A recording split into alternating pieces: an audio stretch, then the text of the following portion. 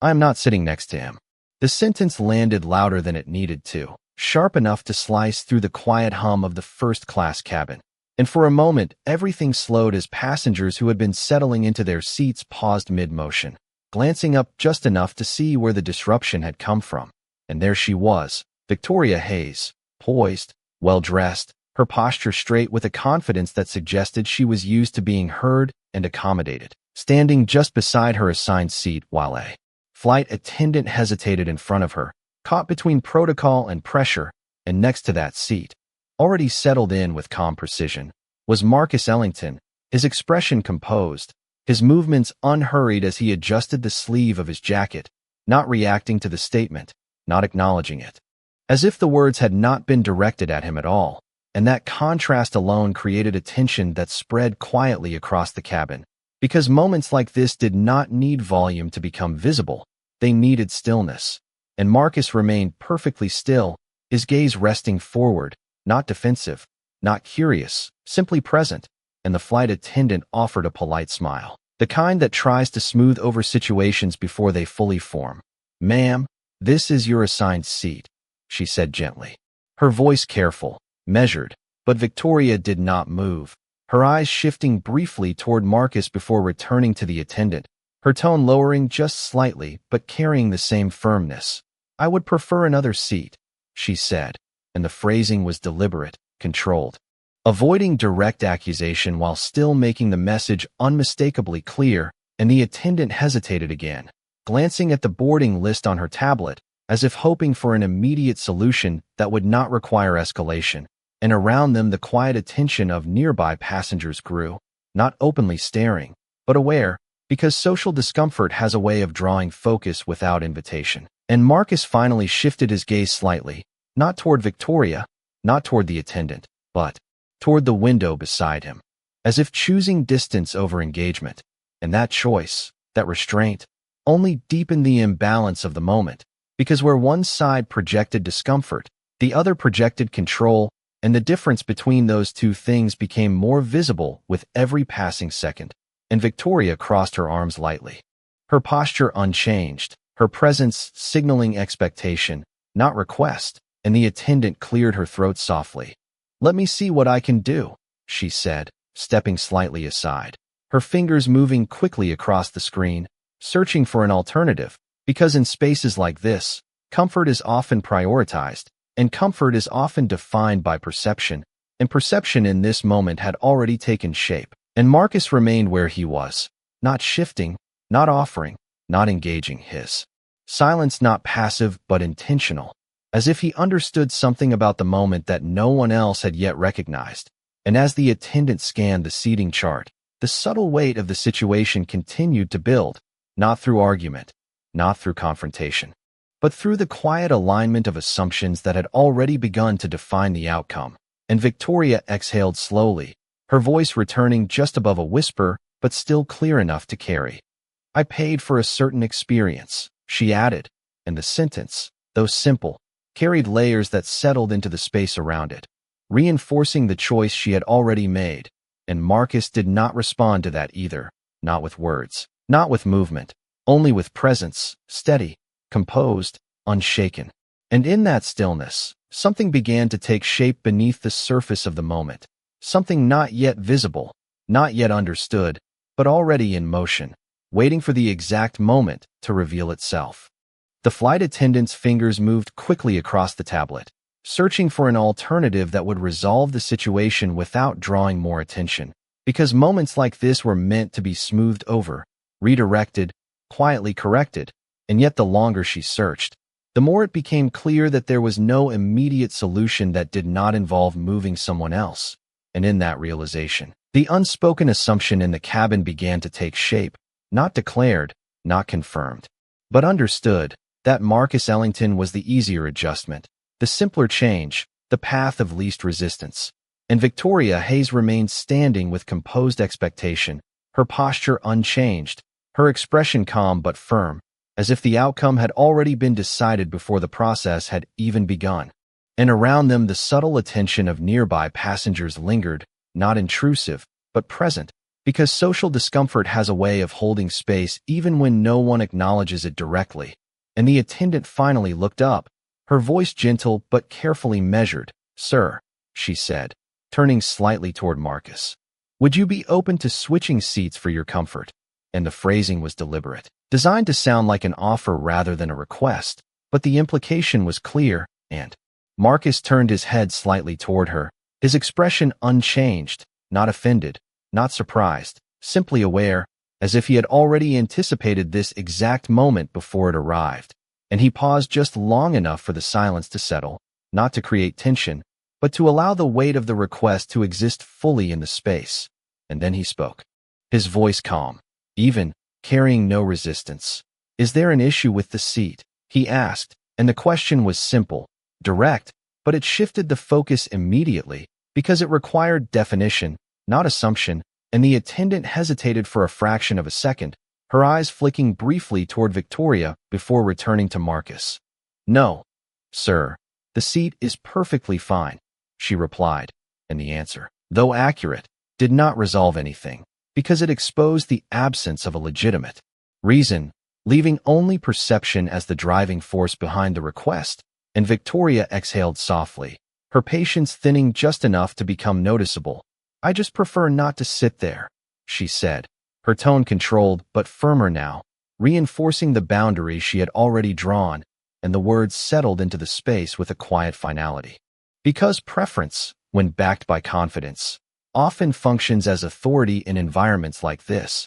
And Marcus looked at her briefly for the first time, not with challenge, not with curiosity, but with recognition, as if he understood the pattern of the moment completely. And then he nodded once, slowly, turning his attention back to the attendant. "I am comfortable where I am," he said. And the sentence did not rise, it did not push, it simply existed, and in that moment the balance shifted. Slightly, not enough to change the outcome yet, but enough to introduce resistance into what had previously felt like a predetermined adjustment, and the attendant hesitated again, caught between maintaining the flow of the cabin and respecting the structure of assigned seating, and behind her another crew member glanced over, sensing the delay, sensing the subtle tension that had begun to ripple outward, and Marcus reached into the seat pocket in front of him, pulling out his phone with the same calm precision he had carried from the beginning, not as a reaction, not as a signal, but as a continuation of his composure, and he unlocked it without urgency, his expression unchanged, because for him this moment was not about the seat. It was about something else entirely, something unfolding beneath the surface, something that did not require immediate resolution. And as the cabin remained suspended in that quiet uncertainty, the first layer of the situation began to reveal itself, not through words, not through confrontation, but through the simple fact that the expected outcome had not happened, and that alone was enough to shift everything that followed. The pause that followed Marcus Ellington's response did not feel accidental. It felt deliberate, as if the moment itself had been slowed down to expose something that would normally pass unnoticed, and the flight attendant remained standing between them, her tablet still in her hand, her professional composure holding, but now carrying a subtle uncertainty that had not been there before, because the situation had not resolved the way it was expected to, and when expected outcomes do not occur, attention shifts, even in spaces designed to remain controlled, and that shift was now visible in the cabin, in the way nearby passengers adjusted slightly in their seats, in the way conversations that had been quietly forming fell away again, replaced by a shared awareness that something was unfolding beyond a simple seating preference. And Victoria Hay sensed it as well, though not in the same way, her posture remaining firm, her expression composed, but her patience thinning just enough to reveal itself in the way she exhaled slowly, her eyes moving briefly toward Marcus again, this time not to assess, but to confirm, as if reinforcing the decision she had already made, and then back to the attendant. "I do not think this needs to be complicated," she said, her voice measured but carrying a sharper edge now. "There has to be another option," and the phrasing, while controlled, carried the expectation that the system should adjust around her, not the other way around, and the attendant nodded slightly, acknowledging the request while still searching for a solution that did not require escalation, and behind her another crew member leaned in briefly, speaking in a low voice that did not carry far, but was enough to indicate coordination. Because situations like this rarely exist in isolation, they ripple outward, drawing in others who must now decide how to respond.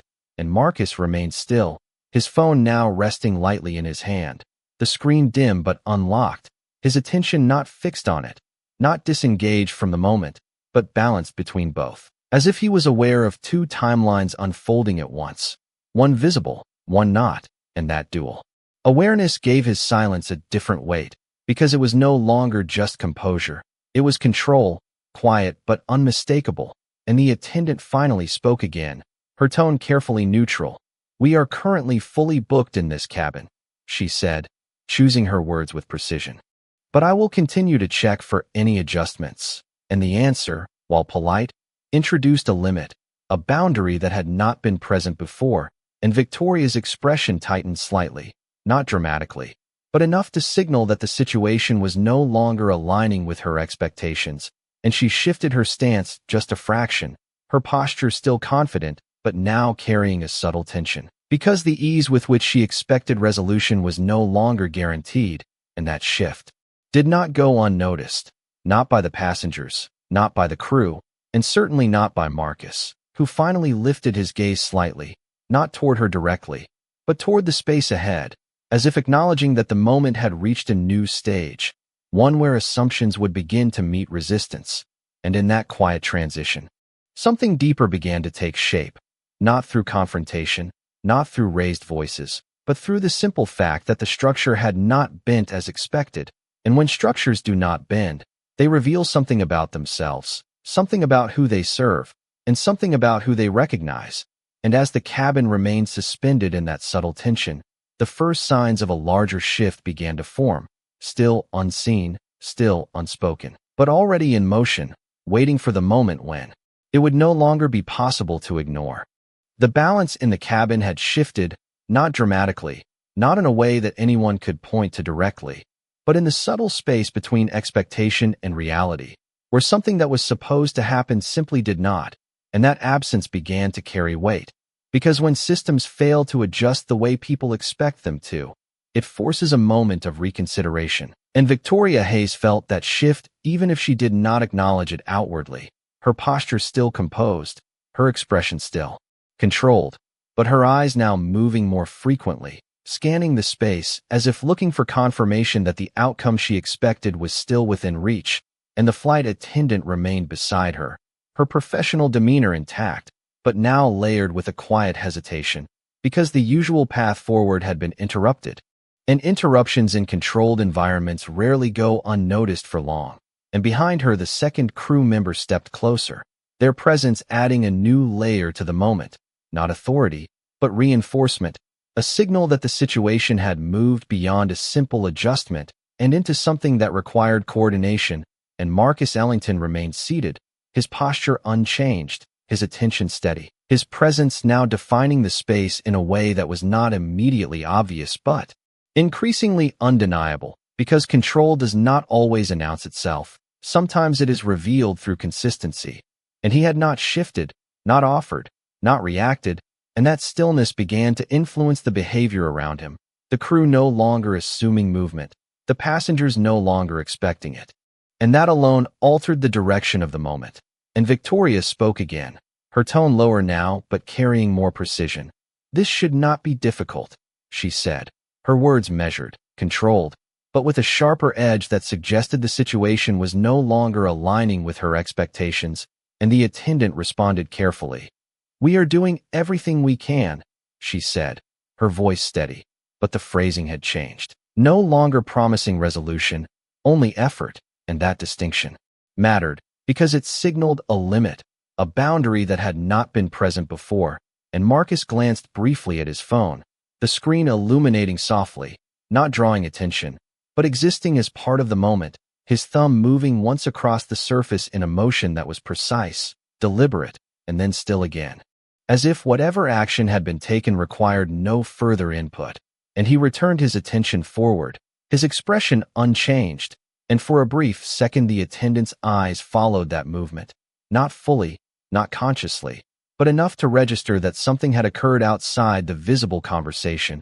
And she looked back at her colleague, a silent exchange passing between them that did not require words. Because situations like this are often felt before they are understood, and the cabin remained suspended in that subtle tension, not escalating, not resolving, but holding, as if waiting for something to tip the balance one way or the other. And in that waiting, perception began to shift, not dramatically, but gradually. The initial assumption that Marcus would move now replaced by uncertainty, and uncertainty changes behavior. It slows it, it redirects it, it forces reconsideration, and Victoria sensed it in the way the crew no longer acted immediately, in the way the space around her no longer responded with the same certainty, and that shift, small as it seemed, marked the beginning of something larger, something that had already been set in motion. Something that would soon move beyond the quiet boundaries of the cabin and into a space where perception would no longer define the outcome. And as that realization began to form, even if only faintly, the moment reached a point where it could no longer return to what it had been. Because once expectation is disrupted, it does not reset, it evolves. And in that evolution, the truth of the situation begins to reveal itself, piece by piece, in ways no one present had yet anticipated. The moment did not escalate.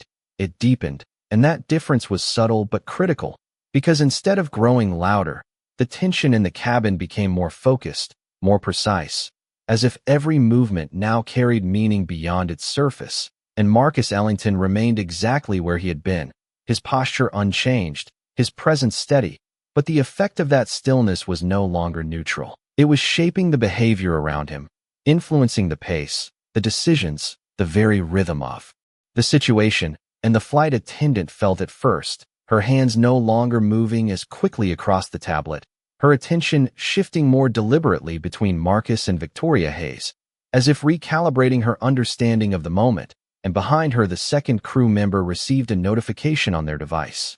The screen lighting briefly before dimming again, but the reaction was immediate, a slight tightening of posture. A quick glance exchanged with the attendant, and then a quiet step closer, and while the content of that message remained unseen, its impact was not, because it introduced something new into the space, something that did not originate from the visible interaction, and Victoria noticed the shift, her eyes narrowing slightly, not in confusion, but in recognition that the situation was no longer following a predictable path, and she adjusted her stance again, her confidence still present, but now layered with a subtle impatience. "Is there a supervisor available?" she asked, her tone controlled but firmer now, signaling escalation, a move upward within the system she believed she understood, and the attendant nodded quickly. "I will check," she said, stepping back just enough to create space, her colleague already moving toward the front of the cabin. And that movement marked a transition, from a contained interaction to one that now reached beyond the immediate, and Marcus observed it without turning his head, his awareness apparent in the slight shift of his gaze, as if he was tracking not just the action, but the structure behind it. And his phone vibrated once, soft but distinct, and he glanced down briefly, his expression unchanged as he read whatever had appeared, his thumb moving once again in that same precise motion, not hurried, not reactive, but intentional. And then he returned the device to rest, his attention lifting back into the space. And for a moment nothing happened, no announcement, no resolution. Just the quiet continuation of a process that had begun to extend beyond the cabin itself. And then the crew member who had stepped away returned, not alone, but accompanied by a senior attendant, someone whose presence carried a different weight, not louder, not more forceful, but more definitive, and they approached with composed professionalism, their expression neutral, their posture aligned with authority. And Victoria turned toward them immediately, ready to restate her request. But before she could speak, the senior attendant glanced briefly at Marcus, just for a second, and in that second something changed, something subtle but unmistakable, a recognition that did not need to be spoken, and they turned back to Victoria, their voice calm, steady. "We are reviewing the seating arrangements," they said, choosing their words carefully, and the phrasing, while polite, carried a tone that suggested the situation was no longer being handled at the same level it had begun, and that shift, quiet as it was, began to ripple outward, altering the expectations of everyone present, because when a system starts to respond differently, It signals that something deeper is in motion, something that cannot be resolved by preference alone. And as the cabin settled into that new awareness, the moment moved closer to its next phase, one where the underlying structure would begin to reveal itself in ways no one had anticipated. The presence of the senior attendant did not resolve the moment. It clarified it, and that distinction settled quietly across the cabin as every movement now carried more intention, more weight, because the situation had crossed an invisible threshold, no longer a simple preference, no longer a minor adjustment, but something that required alignment at a higher level. And the senior attendant stood between Victoria Hayes and Marcus Ellington with composed authority, their posture relaxed but deliberate, their expression neutral yet attentive. And Victoria spoke first, her tone controlled but now sharpened by the delay. "I have already explained the situation," she said, her words precise, her expectation clear, as if repetition alone should be enough to restore the outcome she had anticipated from the beginning. And the senior attendant listened without interruption, their attention steady, not dismissive, not reactive, simply absorbing the statement as part of a larger process that was already unfolding. And when Victoria finished, there was a brief pause, not hesitation, but consideration, as if the response required more than a standard reply. And then they spoke, their voice calm, measured, carrying a tone that did not escalate but did not concede. "We understand your concern," they said, "and we are currently reviewing all factors related to this seating arrangement." And the phrasing was deliberate, carefully constructed, because it introduced something new into the moment, something beyond preference, something structured, and Victoria's expression shifted slightly, not dramatically, but enough to reveal that the response did not align with her expectation of immediate resolution, and she drew a small breath, her posture tightening just a fraction, because the situation was no longer responding to her in the way it had before, and that subtle resistance began to reshape the dynamic, not loudly, not visibly, but undeniably. And Marcus remained seated, his presence steady, his gaze forward, but his awareness evident in the slight shift of his posture, a quiet adjustment that suggested he was not just observing the moment, but anticipating what came next. And his phone vibrated again, softer this time, almost imperceptible, but he acknowledged it with a brief glance, his expression unchanged as he read the message. And for a fraction of a second, the senior attendant's attention flickered toward him again, not directly, not enough to draw attention, but enough to register. Because recognition does not always arrive with certainty. Sometimes it begins as a subtle alignment of details, a sense that something is not what it first appeared to be, and that sense was beginning to take hold, not just with the crew, but within the space itself. And the cabin, which had once carried the quiet expectation of resolution, now held a different kind of stillness, one that suggested the outcome would not be determined by preference alone. And Victoria felt that shift, even if she did not fully understand it.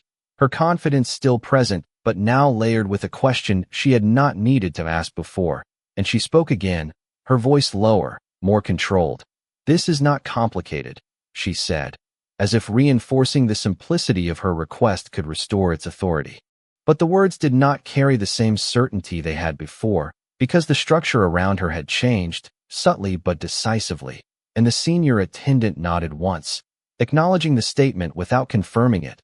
Their attention now balanced between both individuals. And in that balance, something new emerged, a neutrality that did not favor expectation, a process that did not bend to assumption. And as that neutrality settled into the moment, the foundation of the situation began to shift, not visibly, not dramatically, but in a way that could not be undone. Because once a system begins to reassess, it does not return to its previous state, it moves forward, and in that forward motion, the truth of the situation begins to surface, layer by layer, until it reaches a point where it can no longer remain unrecognized. And in that quiet progression, the moment moved closer to its revelation, not through force, not through confrontation, but through the steady unfolding of something that had been present all along, waiting for the exact moment to be seen.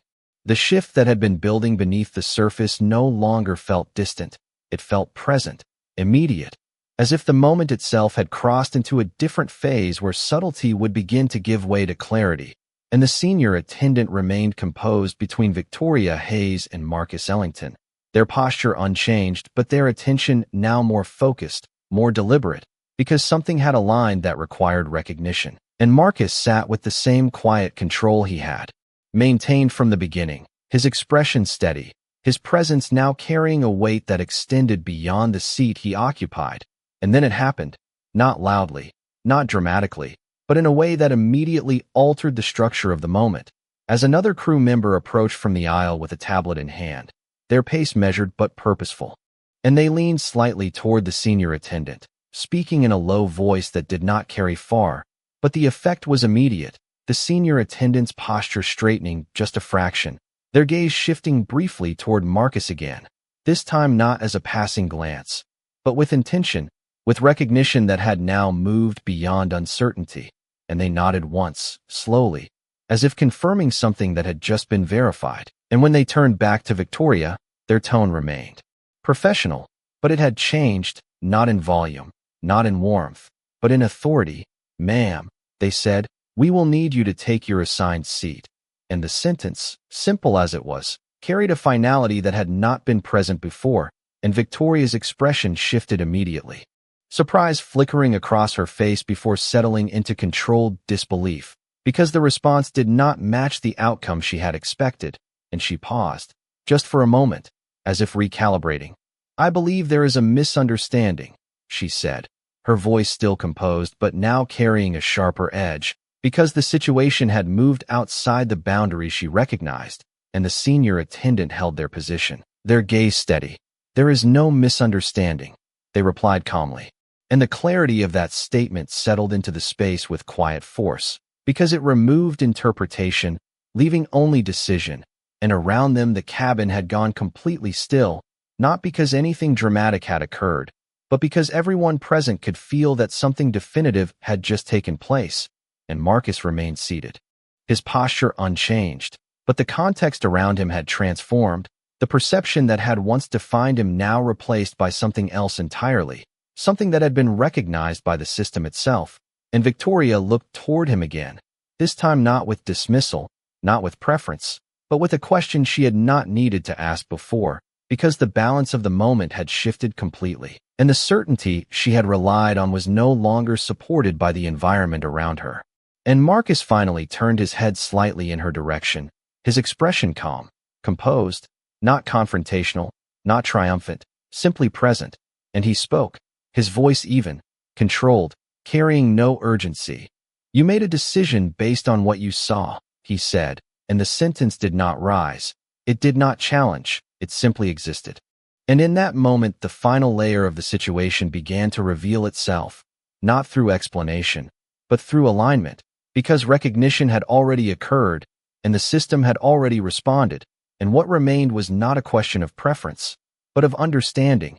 And as the weight of that realization settled into the space, the moment reached its turning point, where assumption could no longer define reality, and reality would begin to define everything that followed. The words Marcus Ellington had spoken did not echo. They settled, quiet and precise, because they did not need volume to carry weight, and the effect was immediate, not in noise, but in stillness, as if the entire cabin had shifted its attention from the surface of the situation to something deeper, something that had just begun to reveal itself, and Victoria Hayes felt it before she fully understood it, her posture still composed but no longer anchored in certainty, because the environment around her was no longer reinforcing her position, and that absence created a gap, a space where doubt could begin to form, and the senior attendant remained steady, their presence now clearly aligned, not with preference, but with process, and that alignment carried a quiet authority that could not be challenged through repetition alone. And then the next shift occurred, subtle but undeniable, as another crew member approached again, this time holding a device that displayed information more clearly, more definitively, and they positioned themselves beside the senior attendant, their expression neutral but focused, and without speaking loudly, they angled the screen just enough for the senior attendant to see. And in that brief exchange something was confirmed, something that moved beyond recognition and into certainty, and the senior attendant nodded once, slowly, before turning fully toward Victoria, their voice calm, but now carrying a clarity that removed any remaining ambiguity. "Ma'am, your seat assignment will remain unchanged," they said, and the phrasing was final, not open for negotiation, not framed as an attempt, but as a decision. And Victoria's expression shifted again, this time more visibly, the controlled composure giving way to a moment of disbelief that she could not fully conceal, because the system she had relied on was no longer responding in the way she expected, and she glanced once more toward Marcus, her gaze searching now, not dismissing, as if trying to reconcile the difference between what she had assumed and what was now unfolding. And Marcus met that glance briefly, his expression unchanged, his presence steady, but now carrying something more, something that had been recognized by the system itself. And that recognition had altered everything. And the senior attendant continued, their tone consistent, measured. "We ask that you take your assigned seat so we may proceed with departure." And the request, though polite, carried the weight of authority, not optional, not negotiable, and the cabin remained silent, the passengers no longer pretending not to notice, because the moment had moved beyond subtlety into clarity, and Victoria hesitated, just for a second, her confidence now intersecting with a reality she had not anticipated, and in that hesitation, the final layer of the situation began to settle into place. Because hesitation reveals what certainty hides, and what it revealed now was that the structure she believed she controlled had already moved past her, and Marcus, still seated, adjusted slightly, not as a reaction, not as a signal, but as a continuation of his composure. And then he spoke again, his voice calm, even, carrying the same quiet precision. "You chose distance based on appearance," he said, and the sentence did not accuse. It did not challenge, it simply clarified, and in that clarity, everything aligned, the system, the response, the recognition, and the outcome that had already been set in motion. And as the weight of that realization settled fully into the space, the moment reached its final stage, not defined by confrontation, but by understanding, the kind that cannot be reversed once it is seen. And in that understanding, the truth of the situation stood clearly, no longer hidden, no longer assumed, but fully revealed. The clarity of the moment did not arrive with noise. It settled quietly, fully, as if every piece of the situation had finally aligned into something undeniable, and Victoria Hayes stood in that alignment, no longer supported by the assumptions that had guided her from the beginning, her posture still composed, but now carrying the unmistakable weight of realization, because the system had not only responded, it had chosen, and it had chosen in a way that removed preference entirely, and the senior attendant remained steady, their role now complete, not because they had resolved a conflict, but because they had enforced a structure that no longer bent to perception, and the cabin, once filled with subtle tension, now held a different kind of silence, one that followed understanding rather than anticipation.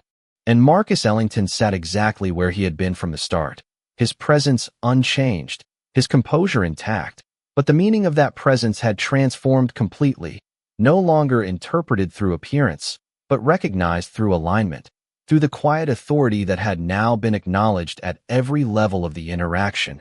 And Victoria glanced toward him again, not with dismissal, not with resistance, but with a recognition that had taken the entire sequence to form, because what she had assumed was distance had been proximity, what she had interpreted as difference had been position, and that realization carried a weight that did not need to be spoken aloud, and slowly, without further argument, without additional requests, she adjusted her stance and stepped into her assigned seat, the movement small, controlled, but significant, because it marked the moment where expectation gave way to reality, and the system, once challenged, now restored its order, not by force, but by clarity, and the crew moved forward with quiet efficiency, preparing the cabin for departure, their actions smooth, uninterrupted, as if the moment had always been part of a larger process that simply needed to reach its conclusion. And Marcus remained still for a moment longer before adjusting slightly in his seat, not as a reaction,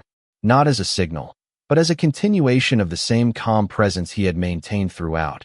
And then he spoke once more, his voice even, precise, carrying no emotion beyond clarity. "You were not avoiding me," he said, the words measured, deliberate. You were avoiding what you did not understand, and the sentence did not challenge. It did not accuse. It completed the moment, because it reframed everything that had happened from beginning to end, placing it not in the context of conflict, but in the context of perception, and in that reframing, the entire sequence found its resolution, not through reversal, not through retaliation, but through recognition, the kind that cannot be undone once it has been seen. And as the aircraft doors closed and the cabin settled into its final state, the moment remained, not as disruption, but as definition, a clear, quiet demonstration that authority does not always need to declare itself. Sometimes it simply waits to be recognized, and when it is, everything else adjusts accordingly.